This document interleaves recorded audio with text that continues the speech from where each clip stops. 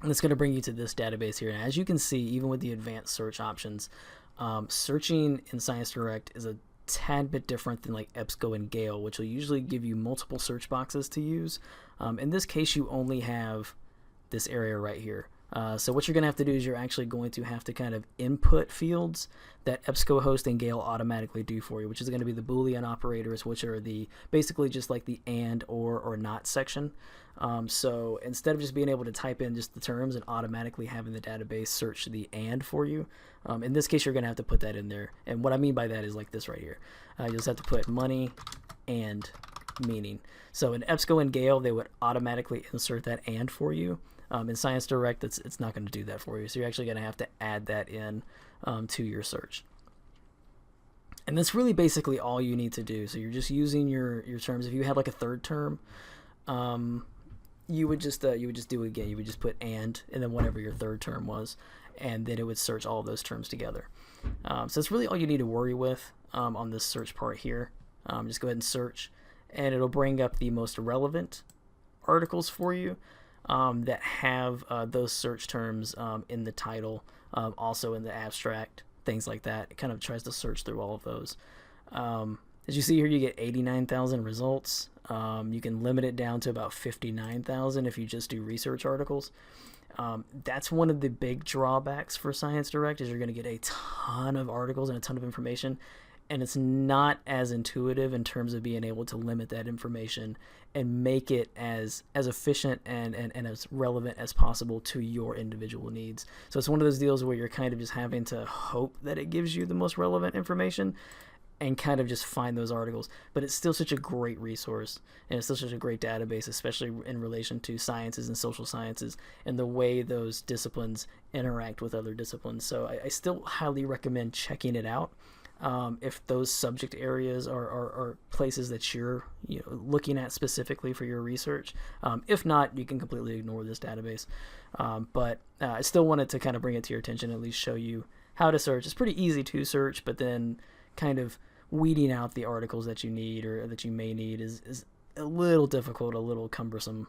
So just wanted to bring that to your attention. Very similar to EBSCO. The really cool thing about this one is that it will show you, and a lot of these do show you, the journal names underneath the article title. So that way you can at least kind of see where these, at least the subjects that these articles are pulling things from. Like in this one is social behavioral sciences, so you're getting some psychology, some sociology, things of that nature. Of course, you're also getting business because you are talking about money. And then also the social nature of money in this one, as you can see, is coming from a Women's Study International Forum. So you're getting different subjects and different things kind of being pulled into that article. But that's a really easy way to kind of tell what these articles are focusing on, at least in subject matter. You can view your abstracts up front here to kind of get an idea of what the article is going to be about. You can download your PDF there. Or with like any of the others, you can go ahead and click the title name.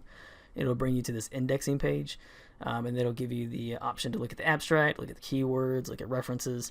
I always recommend looking at the keywords because a lot of times the keywords are also going to kind of function as subject terms, so you kind of get at least some idea of some of the subjects they're pulling from. Again, as you see social identity, self-esteem, money, and you can kind of take a lot of those different things. You're looking at behaviorism in a way as well, so you're kind of looking at all the different subject areas that these terms would then relate to, which would be again psychology, sociology, business, and so on. So you're kind of getting that idea. So that's another really good way of kind of pinpointing exactly what subjects this article is talking about.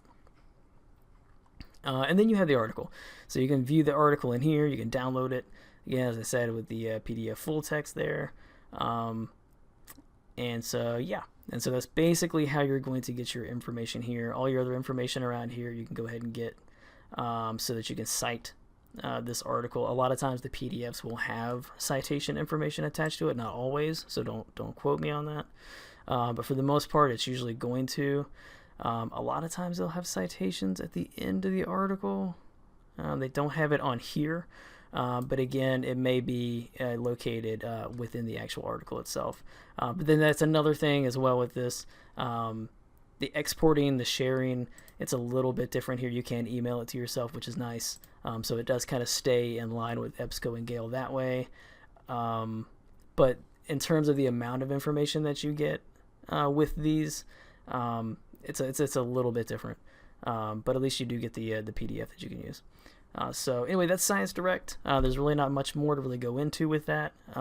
But if these are subject areas that work really well with your research topic, then I highly recommend at least checking this out. But I would start with EBSCO first, the EBSCO databases first, and then kind of fall back to this one, because sometimes EBSCO will actually pull articles from ScienceDirect as well. So again, EBSCO first, and then kind of filter down to Gale databases, and then ScienceDirect.